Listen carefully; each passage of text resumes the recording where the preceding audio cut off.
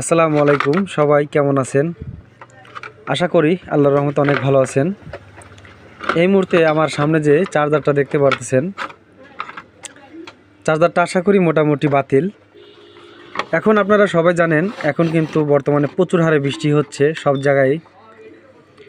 তো আমি এর আগে অনেক ভিডিওতেই বলেছি, যখনই বৃষ্টির পানির প্রতিটা যারা মিকার ভাইয়েরা আমাদের ভিডিওগুলো দেখেন, অবশ্যই সব গাড়িওয়ালা ভাইকে বলে দিবেন, ভাই বৃষ্টির থেকে এবং যে কোনোভাবে পানি যাতে চার্জারের ভিতরে না যায়। পানি যাবার কারণে কিন্তু চার্জারগুলো নষ্ট হয়ে যায়। আর বেশির ক্ষেত্রে যদি শুধু ডিসি সাইডে পানি যায়, সেক্ষেত্রে কিন্তু ঠিক করা সম্ভব, কিন্তু এসি সাইডে কিন্তু পানি গেলে ঠিক করা যাবে না। এই চার্জারটা পানি গেছিলো, এই যে দেখেন রেজিস্ট্যান্সগুলো যে পুড়ে গেছে। শুধু এই রেজিস্ট্যান্স পুড়ে গেলেই বুঝবেন এখানে যে 38, 82, 38, 42, 38, 42, 38, 62 এগুলো থাকে, এগুলো নষ্ট হয়ে যায়।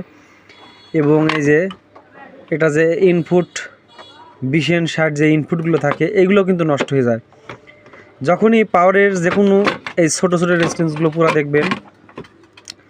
এই যে এই রেজিস্ট্যান্স যখনই দেখবেন ফেটে গেছে, তাহলে আপনি বুঝতে হবে এই যে এই আইসিগুলো আদার সাইড সব পার্টসই কিন্তু নষ্ট হয়ে যায়। এগুলো কিন্তু সারা সম্ভব না। আর সারা যদিও বা যায়, সেক্ষেত্রে এই মসফেট অর্থাৎ এই ইনপুটগুলো কিন্তু পাওয়া যায় না, এই ইনপুটগুলো আর পাওয়া যায় না। তো আশা করি সবাই বুঝতে পারছেন। অবশ্যই এই যে দেখেন পানি গেছিলো, তো যারাই আপনারা চার্জার সার্ভিসিং করেন, অবশ্যই প্রতিটা গাড়িওয়ালা ভাইদেরকেই বলে দিবেন, ভাই বৃষ্টি এবং পানির কাছ থেকে চার্জার সেভে রাখবেন। তো সবাই ভালো থাকেন। আসসালামু আলাইকুম।